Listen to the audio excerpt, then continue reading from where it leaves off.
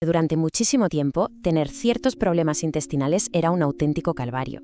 Y no solo por los síntomas, que eran muy reales, sino porque las pruebas no encontraban nada. Era un callejón sin salida para muchísima gente. Pero, ¿y si el problema no estaba en qué buscar, sino en dónde? Pues hoy vamos a desgranar cómo la Fundación Roma le dio la vuelta a todo, conectando dos mundos que parecían totalmente separados, nuestro intestino y nuestro cerebro. Para entenderlo bien, primero veremos cómo era el problema antes, luego el gran cambio de concepto que lo revolucionó todo, cómo se hizo oficial con los criterios de Roma IV, el impacto que ha tenido en distintas especialidades médicas y por último echaremos un vistazo al futuro, a lo que nos espera con Roma V. Para comprender la revolución que supuso todo esto, primero hay que entender el punto de partida, el problema de base. Esta era la pregunta del millón, la que volvía locos a pacientes y a médicos durante décadas. Los síntomas eran físicos, no había duda, dolor, hinchazón, problemas para ir al baño, pero luego se hacían pruebas, análisis y todo salía normal. Esta desconexión era frustrante y muy difícil de manejar para todos. Claro, la etiqueta que se ponía era trastorno funcional. ¿Y qué significaba eso en la práctica? Pues que no se encontraba una causa física. El diagnóstico se basaba en realidad en una ausencia, en lo que no se veía. Era un diagnóstico por descarte, lo que dejaba a muchísimos pacientes con la sensación de que no se les tomaba en serio, como si todo fuera cosa suya.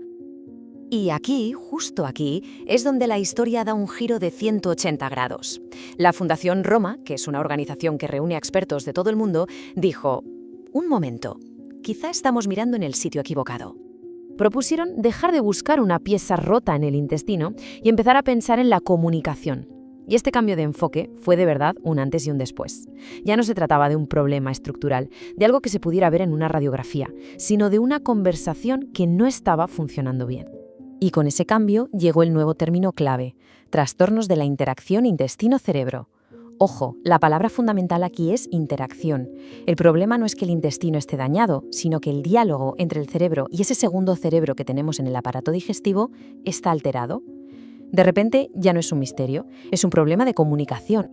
Y esto no es una idea abstracta, ¿eh? Este concepto se apoya en pilares científicos que se pueden medir.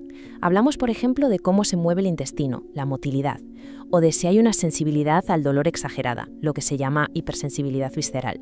También entra en juego si la comunidad de bacterias que tenemos, la microbiota, está desequilibrada, y de forma crucial, cómo nuestro cerebro procesa las señales que le llegan desde el intestino. Todo está conectado. Claro, esta nueva forma de entender el problema tenía que formalizarse, que convertirse en una herramienta útil para los médicos de todo el mundo. Y esa es la misión de los criterios de Roma. Como se ve en la cronología, esto ha sido un camino de décadas, no pasó de un día para otro.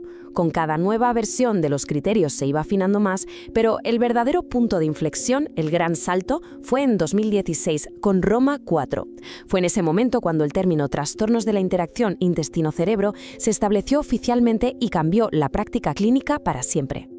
Esta publicación es mucho más que un libro. Es el símbolo de ese cambio de mentalidad.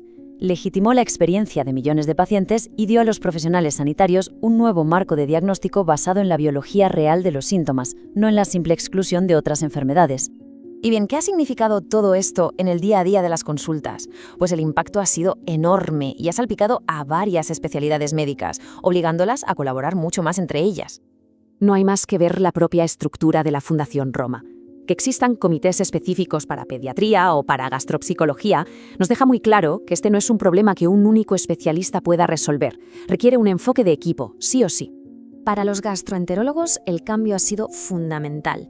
De repente tienen un modelo que explica por qué algunos tratamientos que solo se centran en el intestino a veces se quedan cortos.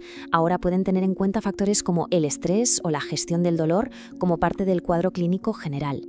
Para los profesionales de la salud mental, esto fue una validación científica de algo que ellos veían a diario en consulta. Como la ansiedad o la depresión pueden manifestarse con síntomas digestivos y al revés. El modelo de la interacción intestino-cerebro les da una base biológica sólida para sus terapias, conectando de verdad mente y cuerpo. Y si hablamos de pediatría, la importancia es, si cabe, mayor. Un niño no siempre sabe expresar el dolor o el malestar como un adulto. Por eso, tener criterios diagnósticos adaptados específicamente a ellos es una herramienta clave para diagnosticar pronto, manejar bien los síntomas y, sobre todo, evitar años de sufrimiento innecesario. Pero esto no para aquí, ni mucho menos. La ciencia sigue avanzando a toda velocidad y la Fundación Roma ya está con la vista puesta en la siguiente evolución de estos criterios. El salto de Roma 4 a Roma 5, que se espera para 2026, no será una simple actualización. La idea es definir con muchísima más precisión cada una de las patologías que entran en este gran paraguas. Esto, al final, se traducirá en tratamientos todavía más personalizados y en una comprensión mucho más profunda de qué está pasando realmente. Porque al final del día todo este trabajo, toda la investigación, las clasificaciones, todo se reduce a esto, a mejorar la vida de la gente. Se trata de ponerle un nombre a lo que sienten, validar su experiencia y, lo más importante, ofrecerles un camino claro para encontrarse mejor. Y la pregunta que nos queda es, ¿y ahora qué? Hemos pasado de ver la mente y el cuerpo como cosas separadas a entender que están en una conversación constante y complejísima.